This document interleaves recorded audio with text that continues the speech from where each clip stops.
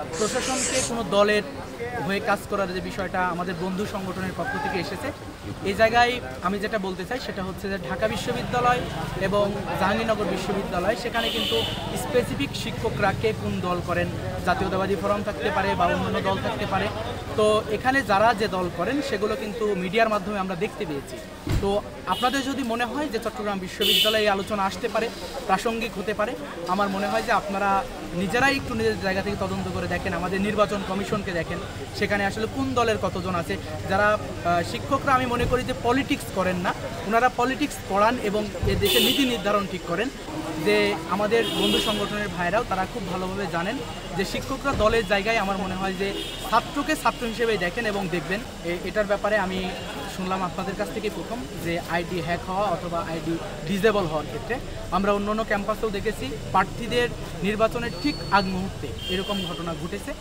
তো আমরা ইতিমধ্যে যখন এই যে নির্বাচনী আচরণ বিধি নিয়ে কয়েক দফা আমাদের সাথে তৃতীয় দফায় বসেছিল নির্বাচন কমিশন, আমরা সেখানে বারবার গুরুত্ব দিয়েছি যে অবশ্যই প্রত্যেক প্রার্থীর তাদের নিজস্ব যে আইডি যার মাধ্যমে সে প্রচারণা চালাবে এগুলো নিরাপদ করার জন্য যেন একটি আইটি সেল খোলা হয়।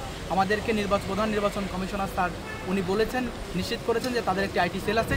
যদি এইরকম কারো হয় তাহলে আমরা আবেদনের মাধ্যমে এটা তারা ব্যবস্থা নেবেন। আমি শুধু নির্বাচন কমিশনকে এটাই বলতে চাই যে আপনারা কেবলমাত্র এটা নিয়ে কেবলমাত্র তাদেরকে আবার অ্যাক্টিভ করানো বা আইডিকে ফিরে পাওয়ার ক্ষেত্রে শুধু নয়, আমি মনে করি যারা এর সাথে সম্পৃক্ত সে কোন দলের কোন মতের কে এটা দেখা নয়, বরঞ্চ তাদের শাস্তির ব্যবস্থা আপনাকে রাখতে হবে। আমি মনে করি যে প্রত্যেক প্রার্থীর ব্যাপারেই কিছু প্রোপাগান্ডা হয়তো ছড়াবে, প্রত্যেক প্রার্থীর ব্যাপারে এমন কিছু বিষয় তুলে নিয়ে আসবে যেগুলো ব্যক্তিগত। আমরা নির্বাচন কমিশনকে বলার চেষ্টা করেছি এবং তারাও দৃষ্টিভঙ্গি দিয়েছে যে কোনোভাবেই কাউকে বেশিং করা অথবা বুলিংয়ের শিকার করা অথবা ব্যক্তিগত আক্রমণ করা এই জায়গাতে আমরা কোনোভাবেই আমাদের অবস্থান রাখতে চাই না। আমাদের মতের ভিন্নতা থাকতে পারে, আমাদের আদর্শের ভিন্নতা থাকতে পারে, কিন্তু আমাদের ব্যক্তিগত আক্রমণ থেকে দূরে থাকতে হবে এবং ব্যক্তিগত আক্রমণ না করে বরঞ্চ আমার আদর্শ নিয়ে আমি যেন আমার সৃজনশীলতা নিয়ে সবার সামনে দাঁড়াতে পারি, কথা বলতে পারি, এটা যেন নিশ্চিত করা হয়। আমি মনে করি যে প্রত্যেক প্রার্থীর ব্যাপারেই আস্তে আস্তে হয়তো বিভিন্ন বিষয়ে প্রোপাগান্ডা আসবে। আমাদের শিক্ষার্থী ভাই বোনেরা এটা নিজেই অ্যানালাইসিস করতে পারবেন এবং অ্যানালাইসিস করেই প্রার্থীর পক্ষে বিপক্ষে ভোট দেবেন ইনশাআল্লাহ। আমরা কেবলমাত্র আমাদের সাংগঠনিক যে গ্রাউন্ড এর মধ্যে আমরা কিন্তু আমাদের আবদ্ধ থাকিনি, বরং আমরা এমন কিছু শিক্ষার্থী ভাই বোনদেরকে নিয়ে ইনক্লুসিভ প্যানেল সব মশার বিরুদ্ধে সুরক্ষা দিতে এলো বসুন্ধরা এক্সট্রিম অ্যারোসল, মশার বিরুদ্ধে এক্সট্রিম সুরক্ষা করেছি। যারা এই ক্যাম্পাসে শিক্ষার্থী বান্ধব কার্যক্রম পরিচালনা করছে, এই ক্যাম্পাসে তারা কারিকুলাম অ্যাক্টিভিটিসের সাথে অনেক বেশি এঙ্গেজ।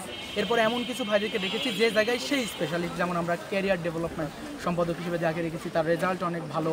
এরপরে আমরা যাদেরকে রেখেছি দেখা স্বাস্থ্য বিষয়ক, তাদেরকে তাদের গ্রাউন্ডে তারা ভালো কাজ করেন। এরপরে আমরা উদ্ভাবন বিষয়ক সম্পাদক হিসেবে যাকে রেখেছি সেও তার গ্রাউন্ডে অনেক ভালো। আমরা আমাদের কেবলমাত্র সাংগঠনিক যে সারাউন্ডিং এর বাইরে যে কিন্তু আমরা রাখার চেষ্টা করেছি, একটা ইনক্লুসিভ প্যানেল দাঁড় করিয়েছি। তো আমি একটি সংগঠনের প্রতিনিধি হিসেবে, আমি ব্যক্তি হিসেবে কাজ করাচ্ছি, আমার সংগঠন কতটুকু কাজ করেছে এটা হচ্ছে আমাদের উপস্থাপনের বিষয়। তো আপনারা ইতিমধ্যেই জানেন যে এই পতিত সরকারের পতনের পর থেকে শুরু করে বাংলাদেশ ইসলামী ছাত্র শিবির চট্টগ্রাম বিশ্ববিদ্যালয়ের শিক্ষার্থী বান্ধব অনেক কর্মসূচি হাতে নিয়েছে। বিশেষ করে শিক্ষার্থীরা যখন নিরাপত্তা প্রয়োজন, আমরা 5 তারিখ থেকেই আমাদের হলগুলো, আমাদের ক্যাম্পাস যেন নিরাপদ থাকে, এজন্য কিন্তু আমরা তখন ছাত্র শিক্ষক সবাই মিলে এই ক্যাম্পাসটাকে নিরাপদ রাখার জন্য আমরা চেষ্টা করেছি যেন এই ক্যাম্পাসে কোনোভাবেই কোনো দুর্ঘটনা না ঘটে, আমাদের ভাই বোনদের কোনো মালামাল অথবা কোনো হল ক্ষতিগ্রস্ত না হয়, সেটা আমরা নিশ্চিত করার চেষ্টা করেছি আলহামদুলিল্লাহ। এরপরেই আমরা আমাদের যে কর্মসূচিগুলো সেগুলো আমরা শিক্ষার্থী বান্ধব করেছি।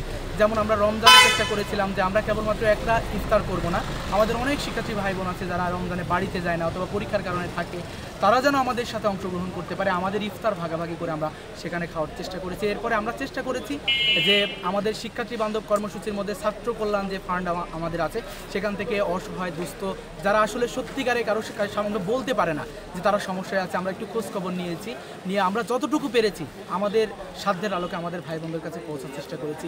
আমরা বিভিন্ন সভা সেমিনার, সেখানে কিন্তু আমাদের বোনদের উপস্থিতি আলহামদুলিল্লাহ অনেক বেশি ছিল।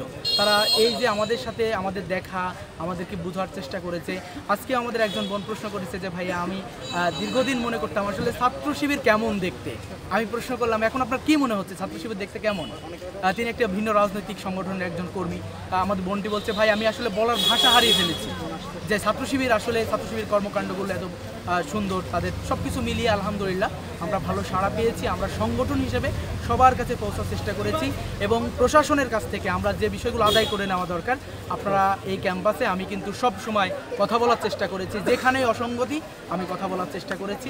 একজন স্টুডেন্ট হিসেবে আমি আমার সাধারণ শিক্ষার্থী ভাই বোনদের কাতারে দাঁড়িয়েই আমি আওয়াজ তোলার চেষ্টা করেছি। আমি মনে করি আমাদের ভাই বোনেরা আমাদের কাজগুলোকে যদি পর্যালোচনা করেন, তারা যদি মনে করে এই ক্যাম্পাসের জন্য কারা কাজ করে যাচ্ছে, আমার মনে হয় আমার ভাই বোনেরা আমাদের আগামী দিনেও কাজ করার সুযোগ দেবেন ইনশাআল্লাহ।